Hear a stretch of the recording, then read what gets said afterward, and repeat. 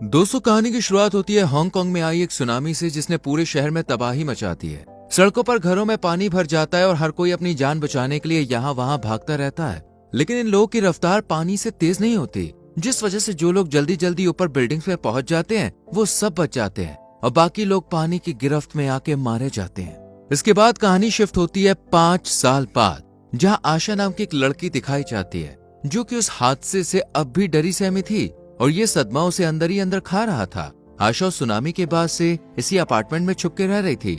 आशा का पूरा परिवार सुनामी की आगोश में समा चुका था। अब बस वही अकेली बची थी। इस अपार्टमेंट में कोई भी उसका हाल सुनने वाला नहीं था। सुनामी के बाद से आशा कहीं बाहर नहीं गई थी, इसलिए उसे ये तक नहीं पता था कि इसके अलावा भी कोई और जिंदा बचा है या सब मारे गए। लेकिन कुछ लोग हैं जो सुनामी से बच निकले थे और अब वो भी आशा की तरह इस वीरान इलाके में रह रहे थे।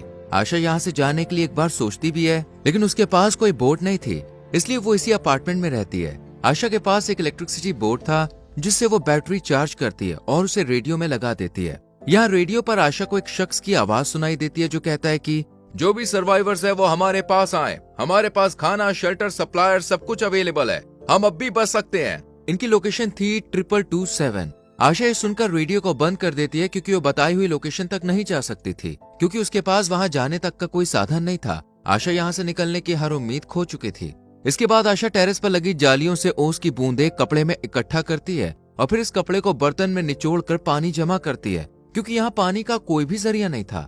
ऐसे में बड़ी ही मुश्किल से आशा अपने लिए पानी का इंतजाम कर पाती है। आशा के पास एक दूरबीन भी थी। आशा इस दूरबीन से बाहर देखती है तो उसे कुछ घरों में सर्वाइवर्स दिखाई देते हैं। इसी वक्त आशा को पानी में एक बॉक्स दिखाई देता है, जो कि तैर रहा था। आशा को लगता है कि शायद इसमें कुछ जरूरत का सामान हो सकता है, इसलिए वो एरो की मदद से इसे अपनी तरफ खींचने लगती है। लेकिन कोई समुद्री जीव इसे कस कर पकड़ लेता है और ये शायद शार्क थी। लेकिन आशा भी हार नहीं मानती और पानी में चली जाती है और इस बॉक्स को उठाकर अपार्टमेंट में ले जाती है। वो जब इस बॉक्स को खोलती है तो इसमें उसे सिर्फ एक विस्की की बोतल मिलती है। इसके बाद आशा एक रूम की तरफ देखती है, जिसे देखकर वो काफी घबरा जाती है और सहम सी जाती है। शायद इससे आशा की कुछ पुरानी यादें जुड़ी हुई थी। बॉक्स को लाने में आशा के हाथ में गहरी चोट लग गई थी और खून भी बह रहा था।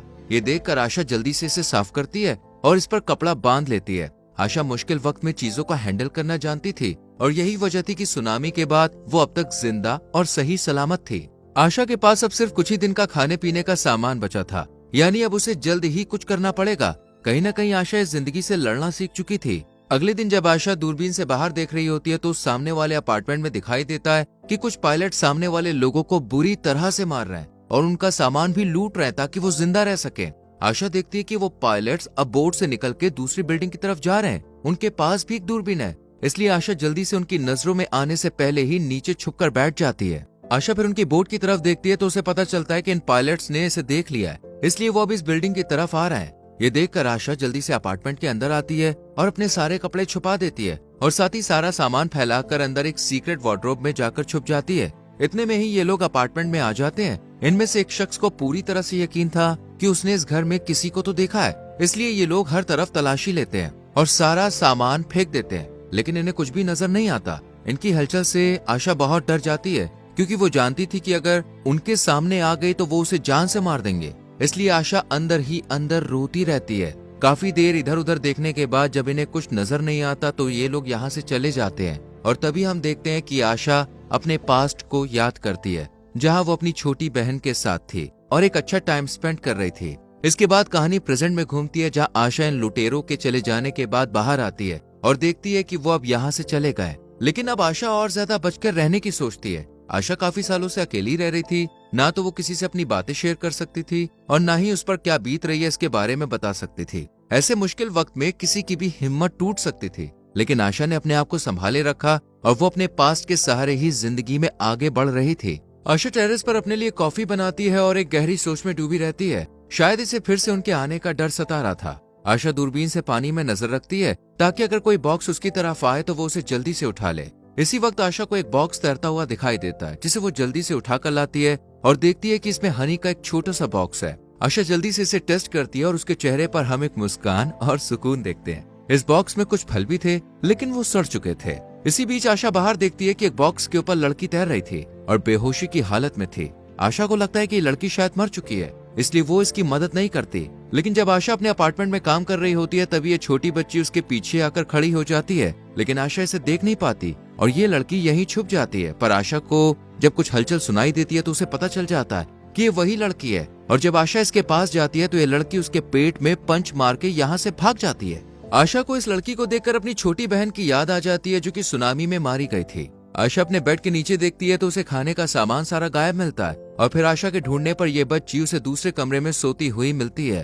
आशा इसकी मासूमियत देखकर इसे कुछ नहीं कहती। सुबह ये लड़की उस एनवलप को खोल देती है जिसमें आशा और उसकी बहन के फोटोग्राफ्स थे। आशा जब ये फोटो देखती है तो तुरंत उन्हें छीन लेती है और जाकर छुपा देती है और खूब रोती है। इसके बाद आशा और ये बच्ची दोनों टेरेस पर एक साथ खाना खा रहे थे कि तभी आशा इस बच्ची की हरकतों को देखकर बहुत खुश होती है और काफी समय बाद खुल के हंसती है।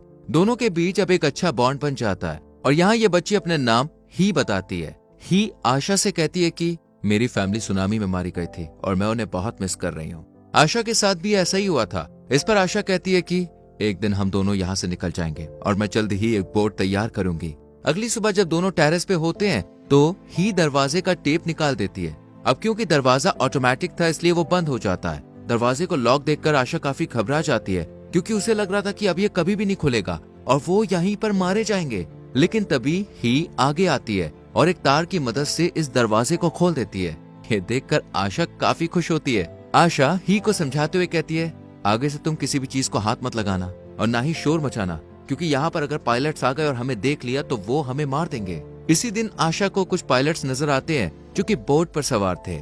आशा जल्दी से अंदर जाकर ही को चुप रहने के लिए कहती है और कुछ देर बाद ये खतरा भी टल जाता है। इसके बाद आशा ही को निकालती है, उसे साफ सुथरा करती है। इसी बीच ही आशा से सवाल करती है कि अगर किसी दिन पायलट्स ने हमें यहाँ पे देख लिया तो फिर हम क्या करेंगे। आशा कहती है ऐसा कुछ नहीं होगा, मैं छुपने की जगह जानती हूँ। इस पर ही कहती है कि मैं यहाँ ज्यादा दिन नहीं रुकूंगी और चाहो तो तुम भी मेरे साथ चलना। लेकिन आशा ये कह के मना कर देती है कि ये मेरा घर है, इसके अलावा हमारे पास कोई दूसरा ठिकाना नहीं है और बाहर जिंदा रहने का भी कोई जरिया मौजूद नहीं है, सब तबाह और बर्बाद हो चुका है। आशा नोटिस करती है कि उसके गले का नेकलेस गायब है। आशा जानती थी कि वो नेकलेस ही ने ही लिया है। इस पर आशा उससे नेकलेस वापस देने के लिए कहती है और काफी गुस्सा भी करती है क्योंकि ये उसकी बहन की आखिरी निशानी थी और वो इसे खोना नहीं चाहती थी। लेकिन ही आशा से काफी नाराज हो जाती है और अपना सामान लेकर दूसरे कमरे में शिफ्ट हो जाती है और आशा से बात भी नहीं करती।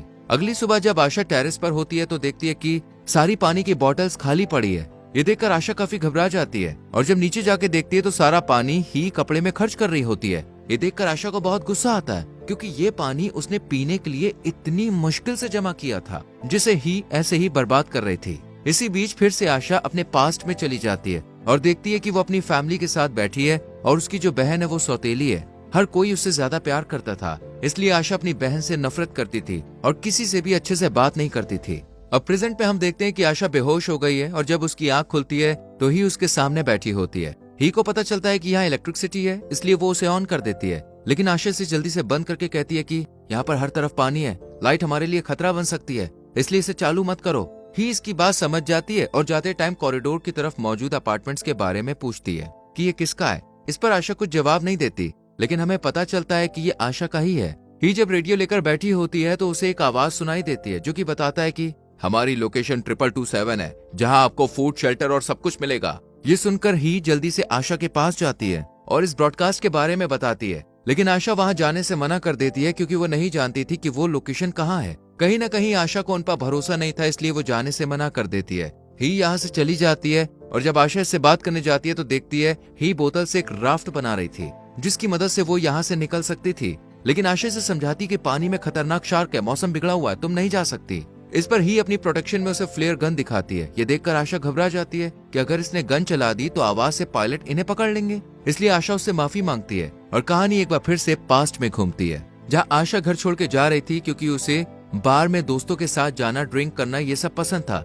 जो कि उसके घर वालों को बिल्कुल भी अच्छा नहीं लगता था। लेकिन उसकी बहन उसे जाने से मना करती है और अब कहानी प्रेजेंट में आ जाती है जहाँ हम देखते हैं कि आशा ही को नींद से जगाकर टेरेस पे ले जाती है और उसे बारिश से इकट्ठा हुआ ढेर सारा पानी दिखाती है। इसके बाद ये दोनों पानी को गर्म करके डिब्बे में भरने लगते हैं। मौसम काफी अच्छा था, इसलिए आशा ही के लिए गर्म गर्म नूडल्स बनाती है और दोनों मजे से खाती है। आशा ने ही की बात मानकर अब बोट बनानी शुरू कर दी थी। हालांकि आशा इस घर को नहीं छोड़ना चाहती थी, लेकिन वो ही को नाराज नहीं देख सकती थी।